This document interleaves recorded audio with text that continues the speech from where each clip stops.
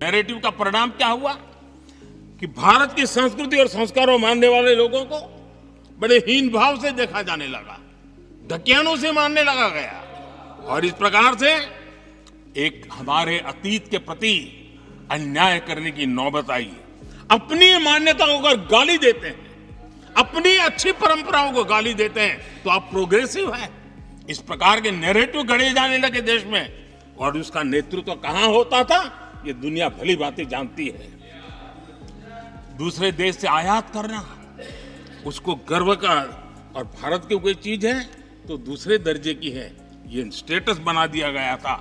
ये status symbol बाहर से आया, मेड इन फॉरेन स्टेटस बना दिया था।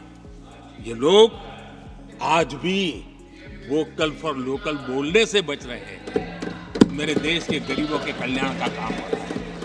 आज आत्मनिर्भर भारत की बात उनके मुंह से नहीं निकलती है।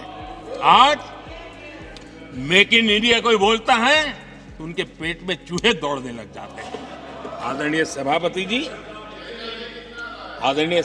जी, देश ये सब देख चुका है और अब समझ भी चुका है और उसी का परिणाम आप भुगत भी रहे हैं। आदरणीय सभापति जी,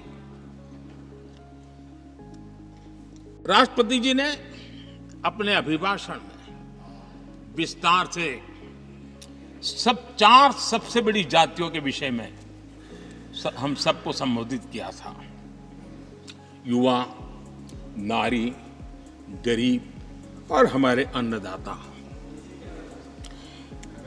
हम जानते हैं इनकी समस्याएं ज्यादातर एक समान है, उनके सपने भी एक समान है और उसके समाधान अगर करने हैं तो थोड़ा 19-20 का फर्क पड़ेगा, लेकिन इन चारों वर्गों के समाधान के रास्ते भी एक ही हैं और इसलिए उन्होंने बहुत ही उपयुक्त रूप से राष्ट्र का मार्गदर्शन किया है कि इन चार स्तंभों को मजबूत करिए, देश विकसित भारत की तरफ तेज गति से आगे बढ़ेगा।